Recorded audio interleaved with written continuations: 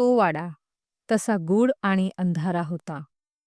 त्या वाड्यावरून सहसा लोक जात येत नसत. लेकीबाळींना तर तिथून जायला बंदीच घातली होती सर्वांनी. वाड्याभोवती रान माजलं होतं. थोरले इनामदार, त्यांची पत्नी, देवकी वहिनी, मुलगा मोहन आणि काही मोजके विश्वासू नोकरचाकर इतकीच माणसं त्या भल्या थोरल्या वाड्यात राहत होती. गोठ्यातील गायींना चरायला नेणाऱ्या गुराखी, दुधाची सर्व व्यवस्था बघणाऱ्या शेवंताबाई येऊन जाऊन असत. माळीबुवांच्या मुलाचं लग्न ठरल्यावर त्यांनी अचानक मुलासह गाव सोडलं. त्यांनी असं का केलं असावं ते लोक जाणून होते. इनामदारांच्या पत्नी देवकी वहिनी कारण जाणून होत्या, म्हणून त्यांनी दुसऱ्या माळीबुवांची नेमणूक केली नाही. त्या स्वतः उस्तवारी करीत. पण आता त्यांच्याने काही होईनासं झाल्यामुळे अस्ताव्यस्त रान माजू लागलं होतं. इनामदारांची 150 एकरांची शेती पसरलेली होती आणि गावावर त्यांची अनिर्बंध सत्ता होती. लोक त्यांना घाबरून असत. थोरल्या इनामदारांना लोक सरकार म्हणत. त्यांची गावाला अक्षरशः दहशत होती. मोहन थोडा बहुत शिकला आणि वडिलांच्या हाताखाली लागला. तो बापाच्या आज्ञेत होता. म्हणजे मंत्रपाश टाकल्यासारखा त्यांच्या अंकित होता. बापाचा भक्त होता तो. देवकी वहिनींबद्दल लोकांना सहानुभूती वाटे. ही सोज्वळ बाई या राक्षसाशी संसार करते, त्यातल्या त्यात लोकांना मदत करते, उदार आणि नेक आहे ती. पण या नवऱ्यासमोर हतबल आहे याची लोकांना कणव वाटे. थोरले इनामदार कसले कसले चेटूक विधी करतात, त्यांना दुष्टशक्ती वश आहे असाही प्रवाद होता. त्यांनी गावातल्या काही पोरीबाळी नासवल्या, तेव्हापासून मुलगी वयात येऊ लागली की लोक तिला परगावच्या नातेवाईकांकडे रवाना करीत. तिच्यावर या विषारी नागाची नजर पडायला नको आणि त्याने तिचा घास अलगद घ्यायला नको म्हणून लोक दक्ष असत. नोकर चाकर आणि 2-3 वयस्क बायका वाड्यावर कामाला जात. इनामदारांच्या त्या प्रचंड वाड्यातल्या कोपऱ्यातील 3 खोल्या फक्त इनामदारच वापरत. इतरांना तिथे जायला मज्जा होता.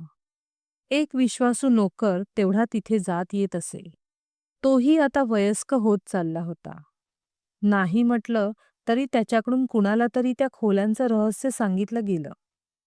मग सर्वांना साहजिकच कळलं की त्या खोल्यांमध्ये चारणमारण विधी करणारे येत किंवा इनामदारांच्या तीव्र कामवासना पुरवण्यासाठी पोरीबाळी आणल्या जात. काही काळाने त्या चोथ्यासारख्या फेकल्या जात. एक मुलगी तर लोकांच्या चांगली लक्षात राहिली होती. केसांचं शिप्तर घेऊन कळकट कपडे घालून ती गाव हिंडत असे. सरकारांच्या नावे शिव्या घालत, तळतळाट करत फिरत असे. इनामदारांच्या गुंडांनी 1-2दा तिला मारण्याचा प्रयत्न केला होता. तेव्हा तिने किंचाळून गाव डोक्यावर घेतलं. लोक जमा झाले. पोलीस पाटील आले. त्यांच्याकडे म्हणे हिने तक्रार नोंदवायचा प्रयत्न केला होता. पोलीस पाटील म्हणाले, वेडपट दिसतंय हे खटलं मंडळी. सरकारांच्या मनात आलं तर त्यांना काही कमी आहे का? असल्या वेडीच्या मागे कशाला लागतील ते? हिचं बोलणं खरं तरी कसं मानायचं? जाऊ द्या. पण खरं काय ते बरेच जण जाणून असणार. आता खुद्द पोलीस पाटील इनामदारांच्या दहशतीखाली असतील तर कुणाकडे तक्रार करणार? त्या काळी बभरा व्हायचा तो जास्तीत जास्त पंचक्रोशीत. इनामदारांचंच राज्य ते, त्यांना कोण अडवणार? ती पोरगी आरडाओरड करत असताना गर्दीतून कोणीतरी तिच्या डोक्यावर दगड मारला. रक्ताची धार लागली. तिने किंचाळत तिथेच बसकन मारली. देवकी वहिनींना बहुधा कुणीतरी कानांवर घातलं असणार. त्या स्वतः तिला मलमपट्टी करायला आल्या. त्यांनी तिला जवळ घेऊन डोळे पुसले. मलमपट्टी केली. त्यांच्या कुशीत ती हळूहळू शांत झाली. तिला त्यांनीच कुठेतरी लांब एखादं काम गाठून दिलं असणार. नंतर ती गावात पुन्हा दिसलीच नाही. पण देवकी वहिनी तरी कुणाकुणाला पुरणार होत्या. त्या स्वतः वाडा सोडून कुठे जात होत्या? जाणार तरी कुठे? वडील पलीकडल्या गावात भिक्षुकी करायचे. आई वारली होती. वडील म्हातारे होत गेले तशी भिक्षुकीही बंद झाली. इनामदारांकडून त्यांना अन्न वस्त्र पुरवलं जात होतं. आणि तसंही त्या काळी नवऱ्याला सोडून आलेल्या बाईला माहेरी कुणी थारा देत नसे. देवकी वहिनी मुकाटपणे सोसत होत्या. त्यांच्याकडून जमेल ती मदत अडल्या-नडलेल्यांना करत होत्या. इनामदारांचे अन्याय लोक सहन करीत आणि त्यांची कृष्णकृत्यम दडपून टाकली जात. हे लोकांना माहीत असलं तरी त्यांची उघड चर्चा करायची किंवा इनामदारांना जाब विचारायची कुणाची हिंमत नव्हती. तरीही काही प्रकरणांना वाचा फुटलीच. त्यापैकी हे एक बभरा झालेले प्रकरण. काही प्रकरणांमध्ये असहायपणे इनामदारांच्या वासनेची शिकार ठरलेल्या मुलींनी आड जवळ केले. आडातून तरुण मुलींचं प्रेत काढलं की गाव हळहळायचं. मग अशी अफवा पसरली की त्या आडात एक भुताळी राहते. ती तरुण मुलींचे बळी घेते. कुणी त्या आडाकडे फिरकेनासं झालं. पाण्यासाठी लांब जायला लागू लागलं. मग देवकी वहिनींनी एक माणूस बोलावला. हातात एक झाडाची बारीक डहाळी घेऊन तो फिरत होता. दत्ताच्या देवळाजवळ औदुंबर झाडाच्या आसपास एक जागी पाणी लागेल असं त्याने सांगितलं. तिथे देवकी वहिनींनी मजूर कामाला लावले. बरंच खोल खणल्यावर पाणी लागलं. वहिनींनी तिथे मोठी विहीर बांधली. त्यानंतर त्यांच्या हातातल्या सोन्याच्या पाटल्या दिसेनाशा झाल्या. त्यांच्या आईची आठवण असलेला तेवढाच त्यांचा एक सत्तेचा दागिना होता. तो त्यांनी गमावला, पण गावाची सोय झाली. त्या त्यांच्या हातात जेवढे अधिकार होते त्यानुसार लोकांकरिता काम करीत होत्या. पण नवऱ्याच्या अनावर काम वासनेला आवर घालणं त्यांच्या तक्तीबाहेरचं होतं. इनामदारांना मद्यपानाचा शौक होताच. त्या बाबतीत देवकी वहिनींनी कडक भूमिका घेतली. त्यावरून मारहाण झाली त्यांना, पण त्या बदल्या नाहीत. डोक्याची खोक भरून यायला वेळ लागला. मनाला झालेली जखम भरून निघाली नाही.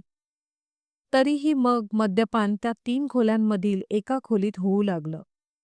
तिथेच एक वेगळं शयनगृह निर्माण झालं. ते इनामदारांच्या पथ्यावर पडलं. देवकी वहिनींना बरंच वाटलं. इनामदारांच्या अनावर काम वासनेला सतत तोंड देणं त्यांनाही नकोसं झालं होतं. त्यांनी हळूहळू बराच कारभार हाती घेत जम बसवला. इनामदारांच्या बाहेरख्यालीपणाला मात्र आवर घालणं त्यांना शक्य झालं नाही. त्यांचं खरं दुःख वेगळंच होतं. मोहन कर्तृत्वानं इनामदारांच्या नावावरचा कलंक धुवून काढेल. नुसता दरारा नव्हे तर इनामदारांची पतप्रतिष्ठा स्थापित करेल ही आशा मावळली. तो बापासारखा नव्हता, साधा होता. भलते नाद त्याला लागले नाहीत, तरी तो बापाचा अंधभक्त होता. तो मोठा झाला, वयात आला. भरपूर मेहनत करू लागला. पण तरणा ताठा मुलगा, त्यालाही बायकांचं पुरुषसुलभ आकर्षण असणारच. त्याला बायांचे नाद लागायला नकोत असं देवकी वहिनींना साहजिकच वाटत होतं. त्यावर उपाय म्हणजे त्याचा विवाह करून देणं योग्य होतं. मुली बघायला हव्यात, पण आसपासचे कुणी इनामदारांकडे मुलगी देणार नाहीत याची देवकी वहिनींना खात्री होती. नित्याच्या देवपूजेला एक गुरुजी येत असत. त्यांचं घराणं वर्षानुवर्षे इनामदार घराण्यातील धर्मकृत्य पार पाडत आलं होतं. इनामदारांना लहर आली तर ते रेशमी कद नेसून यथासांग पूजा करीत असत. एरवी गुरुजीच पूजा पार पाडत असत. इनामदारांना पूजा करताना पाहिलं की देवकी वहिनींना वाटे पूर्वीच्या काळी ठग लोक कालीची पूजा करीत, तिचा आशीर्वाद घेत आणि मग वाटसरूंना गळा दाबून मारून टाकत. त्यांची संपत्ती लुटत असत. तसे हे पूजा करतात. मग बाया-बापड्यांना फाशी पाडतात. पोरगी हवीशी असते तोपर्यंत तिचे लाड होतात. मग तिची हत्या होते. ती जीव देते किंवा वेडी होऊन भटकत असते. पूजा करायला येणारे गुरुजी मात्र सात्विक होते. त्यांनी इनामदारांशी फारसा संपर्क ठेवला नव्हता.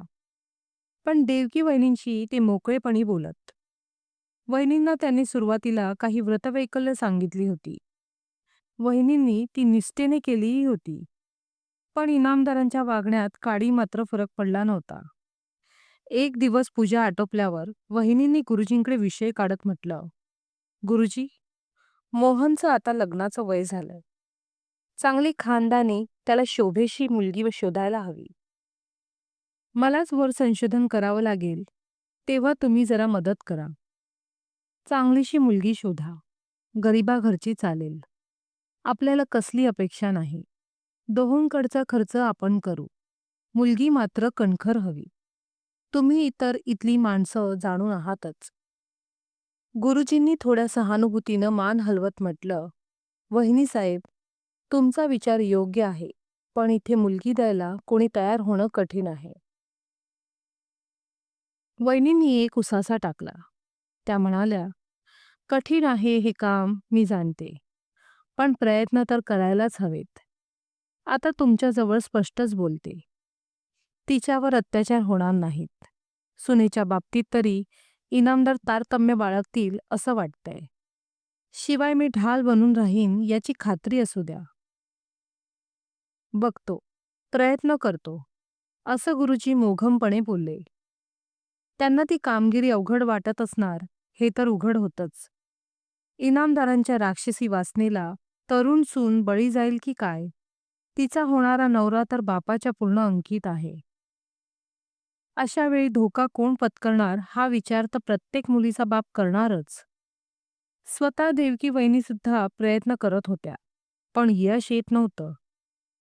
एक दिवस इनामदारांच्या त्या 3 खोल्यांपैकी एका खोलीवरून सहज जाताना देवकी वहिनींना दबक्या आवाजात मोहनचं बोलणं ऐकू आलं.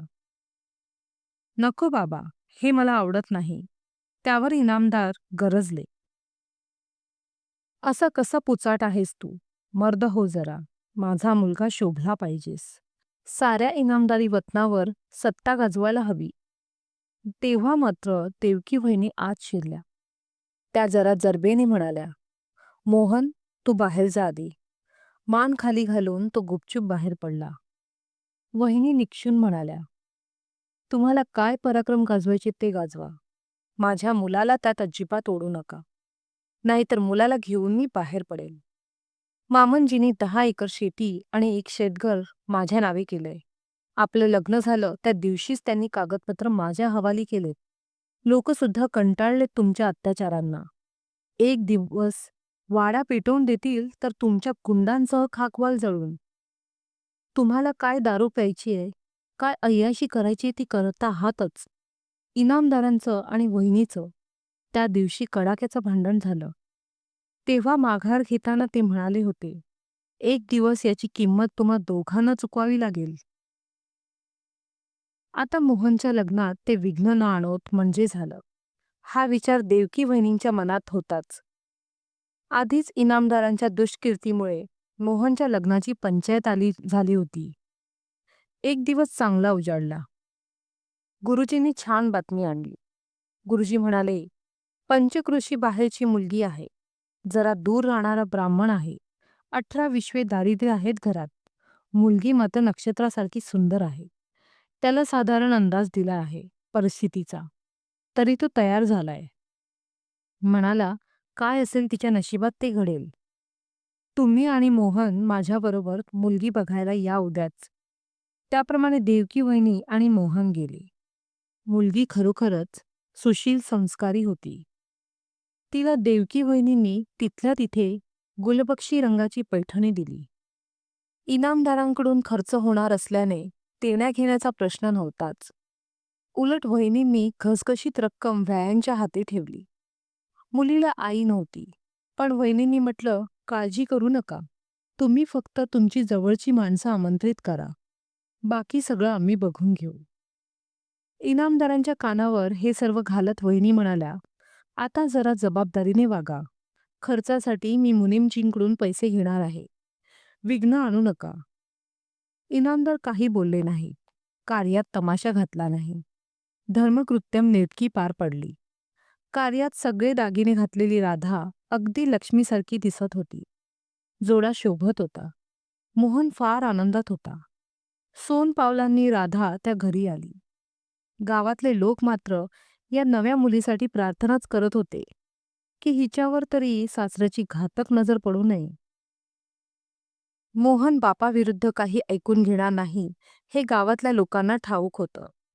पण राधालाही ते घरात आल्या आल्याच जाणवू लागलं होतं. मोहन तिच्यावर प्रेम करत होता, पण वडिलांच्या अंकित होता. दोघं एकांतात असताना बापाची हाक ऐकू आली तर बायकोला सोडून बापाकडे जात होता. देवकी वहिनींनी तिला आपल्याजवळ घेऊन नीट समजावलं होतं. सावध राहायला सांगितलं होतं. तेव्हापासून राधा थोडी धास्तावलेली होती. हळूहळू घरातील परिस्थिती जाणून घेऊ लागली होती. देवकी वहिनी सुद्धा कुलधर्म, कुलाचार यांची जबाबदारी, स्वयंपाकघरातील ठेवरेव समजावून देत होत्या. काही अंशी तिच्यावर जबाबदारी टाकत होत्या. मोहनचं प्रेम तिच्या वाट्याला भरभरून येत होतं. आपल्यासारखे भाग्यवान आपणच असं तिला वाटू लागलं होतं. पण सुख असं कायमच टिकत नसतं. देवकी वहिनी आजारी पडू लागल्या होत्या आणि सासऱ्यांचं मद्यपान व इतर भानगडी तिच्या लक्षात येऊ लागल्या होत्या. जर आपल्या सासूचं काही कमी जास्त झालं तर ह्या सगळ्याला आपण कसा आवर घालणार, या विचाराने ती धास्तावली होती. आपल्या नावाची 10 एकर जमीन देवकी वहिनींनी सुनेच्या नावे केली. तिला नीट समजावलं की ही तुझ्यासाठी वेळ आलीच तर उदरनिर्वाहाची सोय आहे. घरातील जबाबदाऱ्यांची सूत्र तिलाच घ्यावी लागतील. कारण देवकी वहिनी बिछाण्याला खिळल्या. वहिनी गेल्या त्याच दिवशी रात्री सासऱ्यांनी एक कोवळी मुलगी त्या 3 खोल्यांपैकी एका खोलीत डांबून ठेवल्याचं तिला नोकऱ्यांच्या कुजबुजीवरून लक्षात आलं. स्वयंपाकाला येणाऱ्या गोदूताई म्हणाल्या, "राधा, मला या घरात येणं नकोसं वाटतं. केवळ देवकी वहिनींनी शपथ घालून मला इथे बांधून ठेवलंय म्हणून येते. एरवी ह्या घराला अनेक शिव्या आणि तळतळाट लागलेले आहेत." राधाच्या अंगावर शहारा आला. संताप, चीड यांनी तिचं मन भरून गेलं. तिने उद्वेगाने मोहनला म्हटलं, "अहो, सासूबाईंना जाऊन 2 दिवस उलटले नाहीत, तरी मामांजींनी हे हे असलं?" त्यावर तो म्हणाला, "राधा, या बायका आपणहून बाबांकडे येतात. त्यांची ती भूक अनावर असते. त्या 10 ठिकाणी जाऊन गैरमार्गाला लागू नये म्हणून बाबा ती भूक पुरवतात. इतरही कारणं असतात. तू यात लक्ष घालू नकोस." राधा आश्चर्याने बघत राहिली. आपल्या नवऱ्याने अंधभक्तीची पट्टी डोळ्यावर चढवली आहे हे तिच्या लक्षात आलं. तिचं मन उद्वेग आणि खिन्नता यांनी भरून गेलं.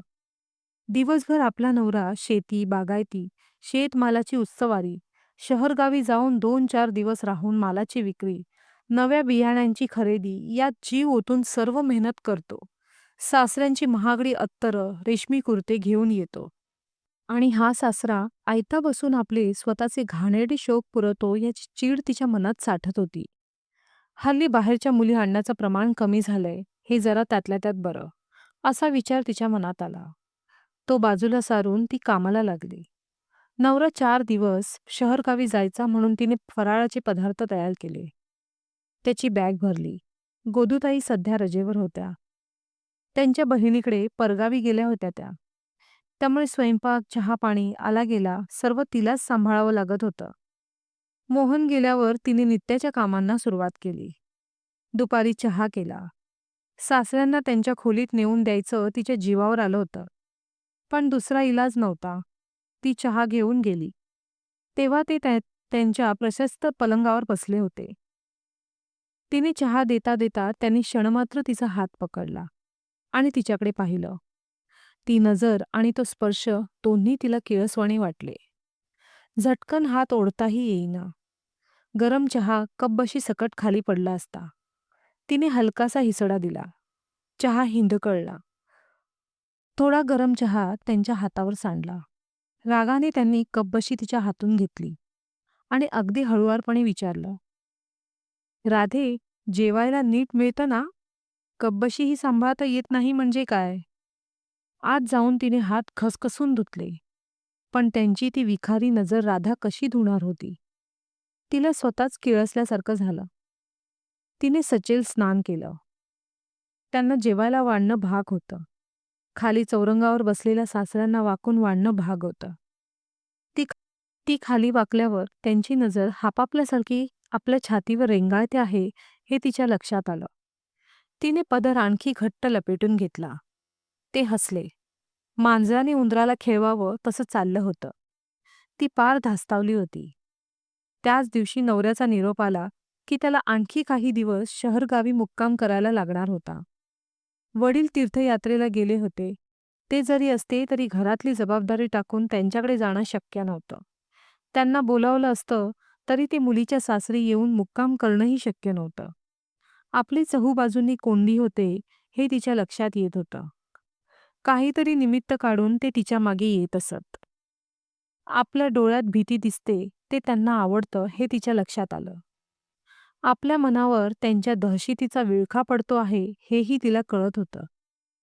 ती सुटकेसाठी धडपडत होती आणि ती आपली पकड अधिकाधिक घट्ट करत चालले होते. रात्री ती आपलं दार घट्ट लावून अण्णी सरकवत होती. एक दिवस दार ठोठावलं गेलं. तिने चाहूल घेतली आणि मग श्वास रोधून बसली. बाहेरून ते म्हणाले, "राधे, मला खूप त्रास होतोय. तू छातीला बाम चोळून दे." तिने हू की चू केलं नाही. त्यांनी बराच वेळ दार ठोठावलं. अखेर ते निघून गेले. दुसऱ्या दिवशी सकाळी उठून आपलं सर्व आटोपून स्वतः जाऊन तिने वैद्यबुवांना बोलावून आणलं. म्हणाली, "काल सासऱ्यांच्या छातीत दुखत होतं. तुम्ही येऊन त्यांना औषध मात्रा काय असेल ते देत जा. माझं ते ऐकत नाहीत. तुमच्या रुग्णभेटीचे जे पैसे असतील ते मी तुम्हाला देईन." वैद्यबुवांनी तिच्याकडे पाहिलं, मग सर्व समजल्यासारखी मान हलवली. त्यांनी औषध देण्यासाठी स्वतःहून 3 वेळा वाड्यावर फेरी मारायला सुरुवात केली. आपली कोंडी होते हे लक्षात येऊन इनामदार चवताळले. आपल्याला रात्री गाढ झोप लागते त्या अर्थी वैद्यबुवा आपल्याला औषधामधून काहीतरी देत असावेत, असा त्यांना संशय आला.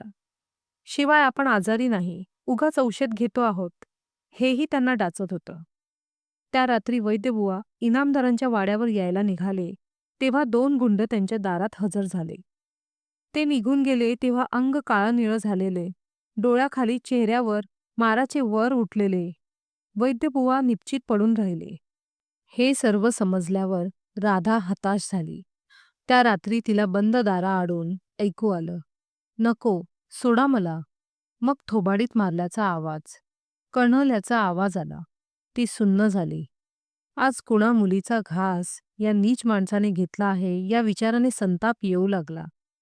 तिच्या संतापामागे एक भीतीची अस्पष्ट सावलीही घुटमळत होती.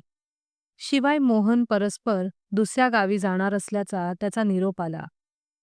ह्यामागेही सासऱ्याचा हात असावा अशी तिला शंका आली होती. आता तर त्या गावचा हिशोब बघण्यासाठी मुनीमजीही तिकडे रवाना झाले होते. ती जवळपास एकटी पडल्यासारखी होती. दिवस कसाही निघून जाई. संध्याकाळ झाली, तुळशीपाशी दिवा उजळला की भीती तिच्या मनाचा कब्जा घेई. कारण गडी माणसं निघून गेलेली असत. घरात मोजकी माणसं उरत असत. इनामदारांच्या एकंदर व्यवहाराला ती सरावलेली माणसं होती. अर्थातच इनामदारांशी एकनिष्ठ होती. देवकी वहिनींसारखं त्या माणसाचं मन जिंकून घेणं अजून तिला जमलं नव्हतं. ती तशी नवीन होती, तरीही तिने बऱ्यापैकी जम बसवत आणला होता. ती नवऱ्याच्या प्रतीक्षेत एक एक दिवस मोजत होती. एक दिवस इनामदार तिला म्हणाले, "सुनबाई, खाली तळघरात मोठी तिजोरी आहे. त्यातून तुला हवे ते दागिने काढून आण. श्रावण महिना लागेल लवकरच. तुला गावच्या देवीच्या पूजेला बसावं लागेल. तेव्हा इनामदारांच्या सुनेला शोभेचे दागिने अंगाखांद्यावर दिसले पाहिजेत. एखादा नवा शालूही हवा. आता हा डाव कसा उलटवणार?" असा तिला प्रश्न पडला. कारण आपण तळघरात गेल्यावर ह्या नीच माणसाने ती संधी साधून तळघरातच आपल्याला धरलं तर, हा संशय मनात येणं स्वाभाविक होतं. ती विचारपूर्वक म्हणाली, "सासूबाईंनी जाताना त्यांचे 2 शालू दिले आहेत. ती इनामदार घराण्याची पारंपरिक महावस्त्र आहेत, असं त्या म्हणाल्या होत्या. शिवाय हे आल्यावर त्यांच्या पसंतीने नव्या पैठण्या घेता येतील. दागिन्यांचं काय, तुम्हीच काढून आणा तिजोरीतून आणि मुनीमजीही ते टिपून ठेवतील. काम झाल्यावर परत ते नग मोजून त्यांच्या समक्ष तिजोरीत ठेवले आणि चाव्या तुमच्या ताब्यात दिल्या की सगळं रितसर होईल." ती तळघरात जाणार नाही हे लक्षात आल्यावर इनामदार कळे न कळेसे हसले. त्यांनी भरपूर दागिने काढून आणले. पण ही सोन्याच्या लोभाने वश होणारी मुलगी नव्हे, हे त्यांना कळून चुकलं होतं. त्या वेळापुरती इनामदारांनी माघार घेतली, तरी नंतर ते सतत तिच्या पाळतीवर राहू लागले. तिला दचकवण्यात त्यांना मजा वाटत असे. तो खेळ त्यांना आवडू लागला होता. दरम्यान मोहन परत आला. राधेला थोडं हायसं वाटलं. ती रात्री नवऱ्याला म्हणाली, "आता तुम्हाला सोडून मी अजिबात एकटी राहणार नाही." तो हसला. हिला आपल्याशिवाय करमत नाही या विचाराने त्याच्या मनात प्रेम दाटून आलं.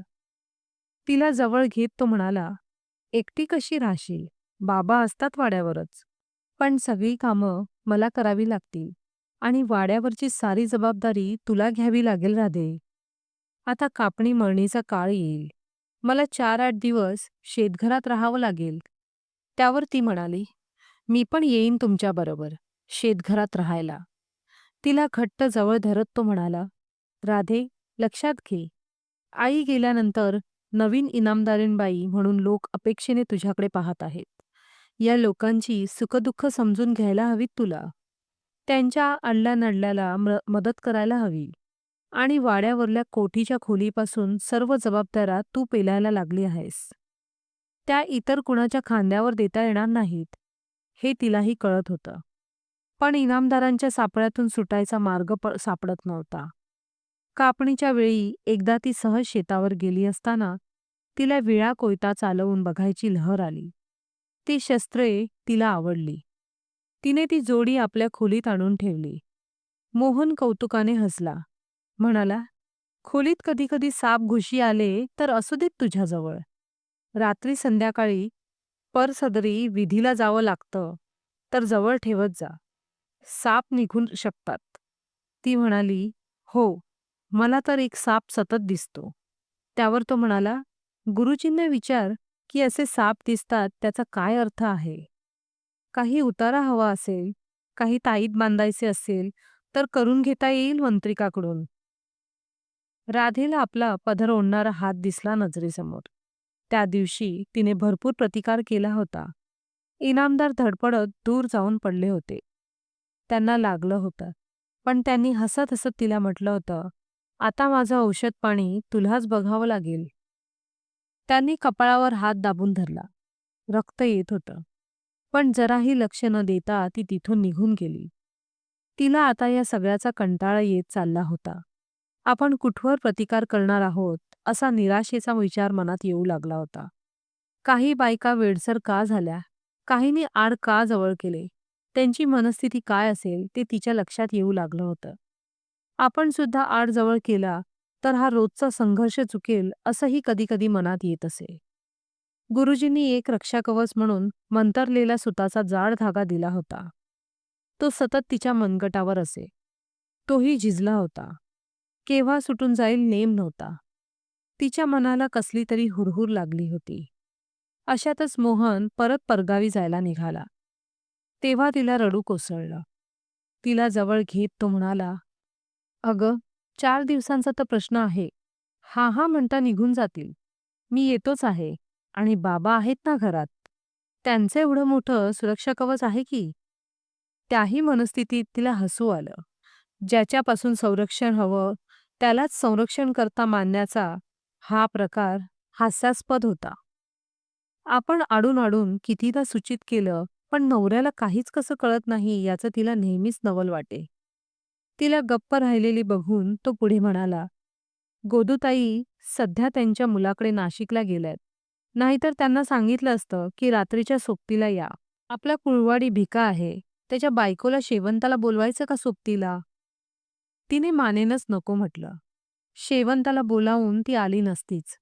गावातली कोणतीही स्त्री रात्रीच्या वस्तीला वाड्यावर राहणार नाही याची तिला खात्री होती. दुसऱ्या दिवशी सकाळी नवरा निघून गेला. सासरेही कामाला जातोय, जेवायला घरी नाही, रात्री परत येईन असं सांगून बाहेर पडले. तेव्हा आधी तिला हायसं वाटलं, तरी मग मनाला काळजी लागून राहिली की रात्री आपल्याला यांना दार उघडावं लागेल. भर मध्यरात्री हा माणूस मद्यपान करून आला तर? त्याच्या पुढचा विचारही तिला करवेना.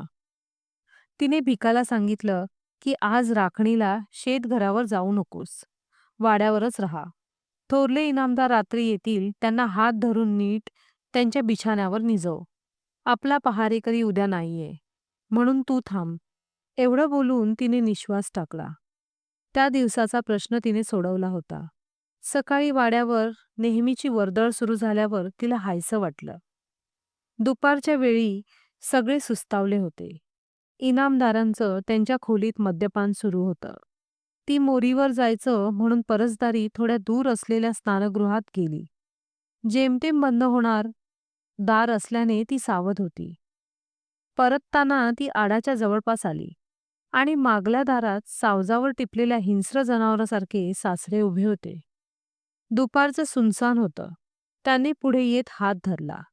तिने हिसळा देऊन सुटका करून घेतली आणि मागे सरकत आडाजवळ आधार शोधण्याचा प्रयत्न करू लागली. ते बरेच पुढे आले. आता ते बहुधा झडप घेणार या विचाराने तिने डोळे मिटून घेतले. सासरे तिचं नाव घेऊन जोरात ओरडले. तेव्हा तिने दचकून डोळे उघडले. ते म्हणाले, "राधे, हलू नकोस. तुझ्या शेजारी नाग आहे. तो जाईल निघून आपल्या वाटेने. तोवर शांत उभी राहा." आधी त्यांनी आरडाओरड केल्यामुळे काठ्या घेऊन 4 माणसं तिथे आली होती.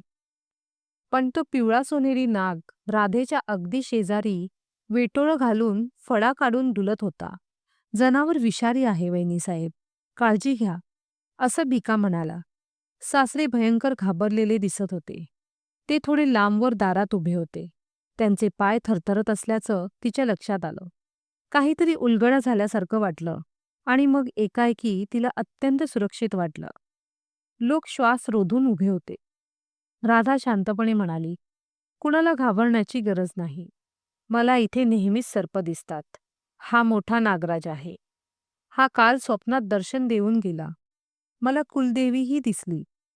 ती म्हणाली, "राधा, हा तुमच्या घराण्याचा सुरक्षा रक्षक आहे. अधूनमधून दिसेल. हा तुझा रक्षणकर्ता आहे. तुला जेव्हा जेव्हा असुरक्षित वाटेल तेव्हा हा मदतीला येईल. खरं तर याची पूजा करायला हवी. पण मी परसदारी जाऊन आलेली अस्वच्छ आहे. तुम्ही घाबरू नका." सासऱ्यांकडे बघत ती म्हणाली, "या नागराजाला काहीतरी धोका जाणवला म्हणून तो आला असावा. मी सुरक्षित आहे, इनामदारांच्या घरात सगळं नीट आहे याची खात्री झाली की तो निघून जाईल." एवढं बोलून ती शांतपणे उभी राहिली. ती खरोखरच निश्चिंत झाली होती. इनामदार थरथरत परसदाराच्या पायरीवर बसले. त्यांच्या कपाळावर घामाचे थेंब तरारून आले. लोक तिडमूड होऊन उभे होते. थोड्या वेळाने त्या नागाने आपलं वेटोळं सोडवलं. तो जमिनीला समांतर झाला. त्याचा प्रचंड लांब धूड बघून सगळे मंत्रावल्यासारखे बघत होते. तो सळसळत मागल्या झाडीत लुप्त झाला आणि मग एखाद्या मंत्रपाशातून सुटल्यासारख्या सर्वांच्या हालचाली सुरू झाल्या. राधा शांतपणे आत गेली. जाणून बुजून या परिस्थितीचा फायदा उचलल्यासारखं तिने आतून हळदी कुंकवाचा करंडा आणि फुलं आणली. नाग होता त्या जागी वाहिली आणि म्हणाली, "शुभमुहूर्त बघून इनामदारांच्या ह्या रक्षणकर्त्याचं एक लहानसं देऊळ इथेच आपण उभारू. सर्व गावाच्या सुवासिनींचं रक्षण नागराज करतील. भिका, तू मामनजींना त्यांच्या बिछाण्यावर नेऊन निजव. मी चहा करते, तो नेऊन दे."